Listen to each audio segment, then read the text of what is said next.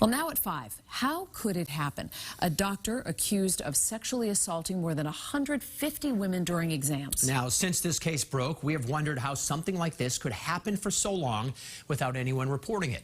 WBZ's Christina Rex has covered the story from the very beginning. She's live outside of Brigham and Women's tonight. And Christina, I know you spoke with one of the accusers. Yeah, Lisa and David, there have been so many questions since we first learned of this case, including how is it possible that a rheumatologist who primarily deals with arthritis cases could convince his patients that he should be the one to do their pelvic exams? Well, I sat down with one of those former patients, and she shared the intimate details, which we do want to warn viewers are disturbing. It was a years-long trajectory. The descent into physical abuse by Dr. Derrick Todd, according to his former patient who agreed to speak anonymously and candidly. I felt better. I was grateful. She started seeing the rheumatologist for severe arthritis back in 2014. And while the treatment was excellent early on, she says Todd began grooming her. He started and kept asking me if I'd like him to be my primary care provider. It was incessant.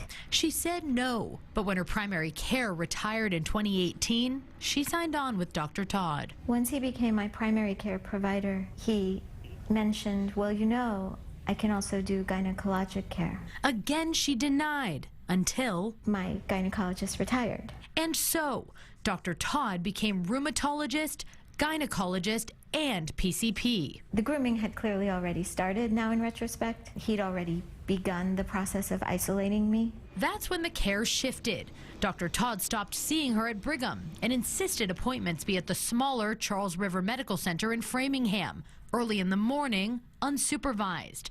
At her first appointment there is where she says the most horrific abuse occurred during a routine exam. It hurt a lot. I was bleeding from the pap. It wasn't the pap itself that hurt. It hurt because he didn't use lubricant on the speculum, and that's the only time in all my decades that has happened. Then a so-called pelvic floor massage. It was not therapy of any kind.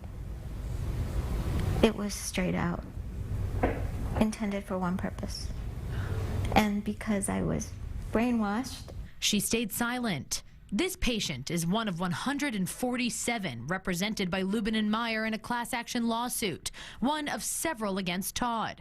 Todd's attorney tells WBZ he's confident that when all facts are considered, these allegations will be proven to be without merit, saying that will take place not through a media frenzy or rush to judgment. It was only Dr. Todd. Attorneys say the pattern of isolating former patients is widespread. This woman wants to share her story to explain how the alleged abuse could happen to anyone. He took from me. He took from his colleagues. He wanted full control. And that woman tells me she now sees all female doctors by choice and that she feels relieved to be treated professionally. Now, coming up at 6, I spoke with several experts about how you as a patient can be an advocate for yourself to create a safe and comfortable experience at the doctor's office. That story is coming up at 6 o'clock. For now, live in Boston, Christina Rex, WBZ News. And that is so important. Christina, thank you. If you or someone you know has been a victim of sexual assault, there are many places you can turn for help. And here are 2 of them. The National Sexual Assault Hotline is 800-656-HOPE. There is also an online chat option, online.rainn.org. And there's also the Boston Area Rape Crisis Center, 800-841-8371. If you go to our website, WBZ.com, and look for Christina's story, you will find a link to those resources and more across the state.